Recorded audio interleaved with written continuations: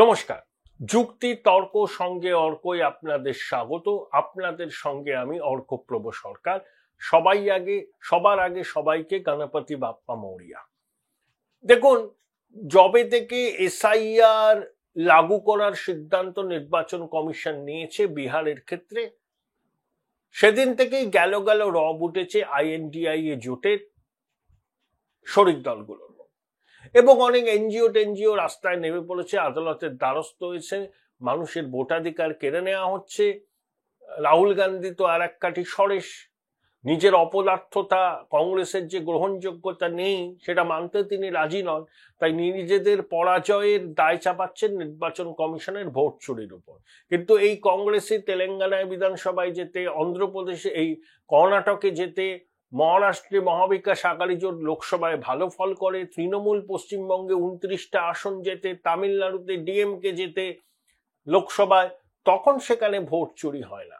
আর যেখানে কংগ্রেস হারে, হ্যাঁ, এই বুড়ো খোকা ধেরে খোকা রাহুল গান্ধী তখন অর্বাচীনের মতো কথা বলেন যে ভোট চুরি হয়েছে। এটা ন্যারেটিভ তৈরি করার চেষ্টা হচ্ছে। ঠিক লোকসভা নির্বাচনের আগে একটা হাতে নিয়ে সংবিধান নিয়ে বলছিলেন না, সংবিধান খাতরে মে হ্যায় ইত্যাদি ইত্যাদি। তার সুফল পেয়েছিল কংগ্রেস। বিজেপি সেই ন্যারেটিভটাকে সেভাবে চ্যালেঞ্জ করতে পারেনি, শেষের দিকে করেছে। এই যে কংগ্রেস 99টা আসন পেয়েছে, কংগ্রেস তো খুব লাফাচ্ছে, বিরাট জয় তারা পেয়েছে। কিন্তু দেখুন, 2014 44, 2019 52 আর 2024 99, এই তিনটে লোকসভা নির্বাচনের আসন সংখ্যা কংগ্রেসের যদি যোগ করেন সেটাও বিজেপির 240-এর নিচে হয়। এটাই হচ্ছে বাস্তব।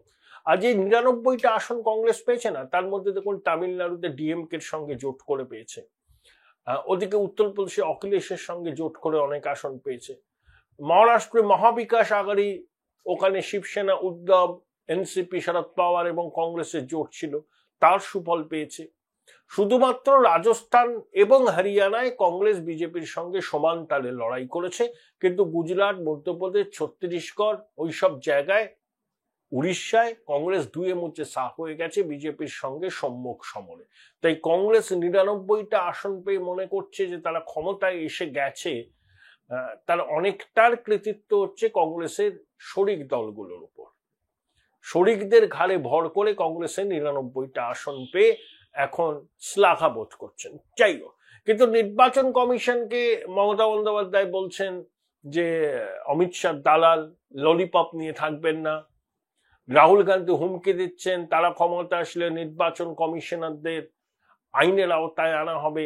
ডিএমকে বলছে, সমাজবাদী পার্টি বলছে, পরাজয় মানতে এত এদের ব্যথা। আসলে এরা তো প্রিভিলেজ ক্লাস, সবসময় ভাবে যে দেশ শাসন করা, রাজ্য শাসন করা এদের অধিকার, আর কি পরিবার দত্ত অধিকার। সেটা যখন হচ্ছে না, পথের ধুলো মেখে মানুষের কাছে যেতে হচ্ছে, মানুষ প্রত্যাখ্যান করছে, সেইটা যখন মানতে পারছে না, তখন নির্বাচন কমিশনের ঘাড়ে দোষ চাপাচ্ছে। তা নির্বাচন কমিশন কিন্তু ওই চুপচাপ বসে থাকার পাত্র নয়। আমরা দেখেছি যে এক রবিবার শুরু দুপুরে দেশের প্রধান নির্বাচন কমিশনার জ্ঞানেশ কুমার 1.5 ঘন্টা সাংবাদিক বৈঠক করলেন, সবার প্রশ্নের উত্তর দিলেন, নিজেদের অবস্থান স্পষ্ট করে ব্যাখ্যা করলেন।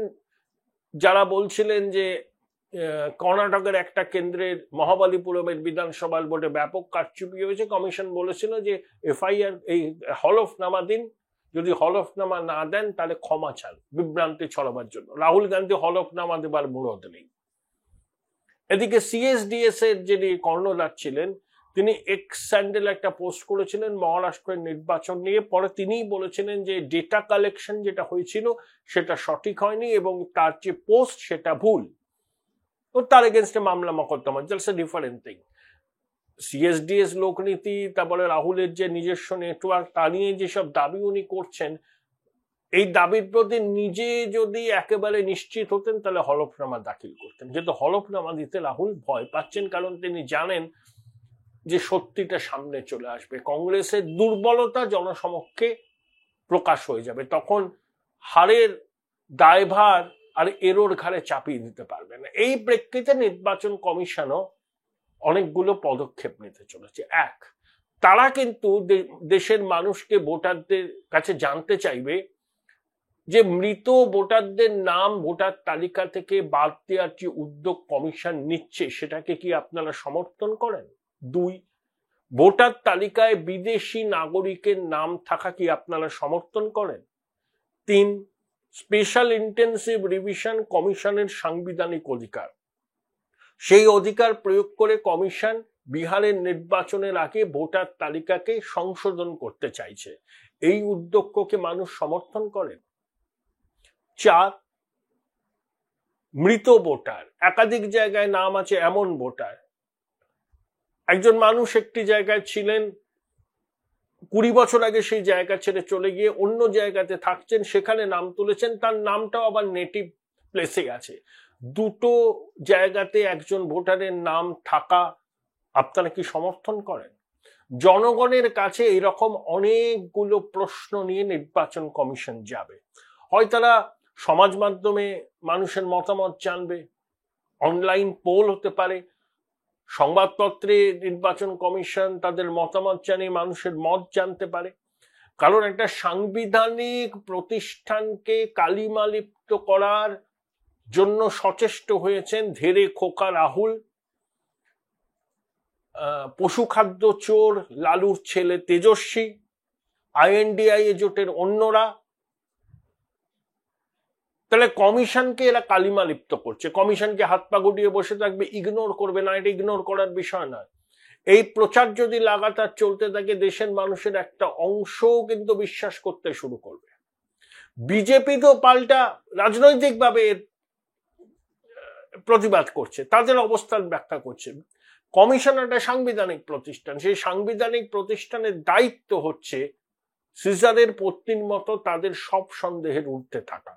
সেই নির্বাচন কমিশনকে লাগাতার ভোট চোর বলে INDIA জোটের নেতারা যে চিৎকার জুড়েছেন, কমিশন কিন্তু এবার সিদ্ধান্ত নিয়েছেন তারাও পাল্টা জবাব দেবেন। দেখুন, কমিশনের তো আর রাজনৈতিক নেতা নয়, তারা তো মাঠে ময়দানে সমাবেশ করতে পারবেন না, বাইক র্যালি করতে পারবেন না। তাদেরকে তাদের বক্তব্য দেশের মানুষকে জানাতে গেলে গণমাধ্যমের সহযোগিতা নিতে হবে এবং তারা সেটা নেবেন। এবং এই অপপ্রচার কমিশনের দাবি, এই বিভ্রান্তির বিরুদ্ধে তারাও মানুষের মত গ্রহণ করবেন। এই যে SIR নিয়ে এত আপত্তি, 65 লক্ষের নাম বাদ গেছে, তা সুপ্রিম কোর্টের মাননীয় বিচারপতিরা বলেছেন যে বিএলএরা কি করছে, মাত্র CPIM এর লিবারেশনের পক্ষ থেকে 10-11টা দাবি জানানো হয়েছে, এই যাদের নাম বাতিল হয়েছে ঠিকভাবে হয়নি, বাকিরা কি করছে? সুপ্রিম কোর্ট একবার বলেছিল রাজনৈতিক দলের বুথ স্তরের কর্মী, জেলা স্তরের নেতাদের এই সর্বভারতীয় রাজনৈতিক দলের শীর্ষ নেতৃত্ব গুরুত্ব দিতে চান না। তাহলে এত যদি অভিযোগ, এত নাম বাদ গেছে, দলিতদের, গরিব মানুষদের, সংখ্যালঘুদের ভোটাধিকার কেড়ে নেওয়ার চেষ্টা হচ্ছে, বিজেপির স্বার্থে SIR হচ্ছে, তো কমিশন তো 1 মাসের উইন্ডো দিয়েছিল ভাই। যাদের নাম বাদ গেছে তারা যদি মনে করেন যে তাদের নাম বাদ যাওয়াটা ঠিক হয়নি, তারা আবেদন করুন। তা বিএলওরা কি করছেন? সেখানে তো আধার কার্ডকেও ব্যবহার করতে পারবেন আবেদন করতে গেলে। আসলে পুরোটাই হচ্ছে একটা পলিটিক্যাল ন্যারেটিভ, যেটা 2024 লোকসভা নির্বাচনের আগে সংবিধান খাতরে মে হ্যায় বলে রাহুল গান্ধী করেছিলেন, ঠিক এটাও তিনি শুরু করেছেন, যে নির্বাচন কমিশনকে ভোট চোর বলে। এই পাপ্পু কোনোদিন ক্ষমতায় আসতে পারবে না, লিখে রাখুন। কংগ্রেস কোনোদিন ক্ষমতায় আসতে পারবে না দেশে। অমিত শাহ বলেছেন যে আগামী 40 বছর বিজেপি বা NDA ক্ষমতায় থাকবে। ধেলে খোকা কি বলছে জানেন? ভোট চুরি করে থাকবে। একটা রাজনৈতিক দলের শীর্ষ নেতা যখন প্রত্যয়ের সঙ্গে বলেন, তার একটা লক্ষ্য তাকে তার ইকোসিস্টেমকে বার্তা দেয়া, এবং 2, অনেকভাবে তারা কনফিডেন্ট থাকেন যে বিরোধীরা ছত্রভঙ্গ অবস্থায় আছে, এই অবস্থায় বিরোধীরা একজোট হয়ে তাদেরকে মোকাবিলা করতে পারবেন না, সেই জন্য তারা ক্ষমতায় থাকবেন। এবং একটা কথা ঠিক আপনি মানুন বা না মানুন, যেটা চোখের সামনে দেখা যায়, নরেন্দ্র মোদী সরকার শুধুমাত্র ফিজিক্যাল ইনফ্রাস্ট্রাকচার ডেভেলপমেন্ট ভারতবর্ষে বিগত 11 বছরে যা করেছে অভূতপূর্ব। অভূতপূর্ব। আমি অন্য আসপেক্ট গুলো বাদ দিচ্ছি। তা রাহুল গান্ধী বলে দিলেন ভোট চুরিটা এমন ভাবে নির্বাচন কমিশনকে কাজে লাগিয়ে করেছে, তাই বলছে 40 বছর ক্ষমতায় থাকবো। একটা রাজনৈতিক নেতার এত বড় মানসিক দৈন্য হতে পারে, আমি অবাক হয়ে গেলাম। মানে নত্যসত্ত্ব জ্ঞান পর্যন্ত হারিয়ে গেছেন গান্ধী পরিবারের এই নেতাটি দীর্ঘদিন ক্ষমতার বাইরে থাকার জন্য। আরো অনেক দিন ক্ষমতার বাইরে তাকে থাকতে হবে, তিনি নিশ্চিন্তে থাকুন। তার পক্ষে ভারতবর্ষের প্রধানমন্ত্রী হওয়া কোনোদিন সম্ভব নয়, এবং কংগ্রেসের পক্ষেও আগামী স্বাধীনতার 100 বছর পর্যন্ত চুপ করে সাইড লাইনের পাশে অপেক্ষা করতে হবে। প্রধানমন্ত্রীর চেয়ারটা খালি থাকবে না কংগ্রেসের জন্য। তাই হতাশা থেকে কংগ্রেস এবং আইএনডিএ জোটেই প্রচারটা করছে। তাই নির্বাচন কমিশন আমি মনে করি সঠিক সিদ্ধান্ত। সাংবিধানিক প্রতিষ্ঠানকে তেরে গালমন্দ করছেন, কোনো দায়বদ্ধতা নেই, জবাবদিহি করতে হচ্ছে না।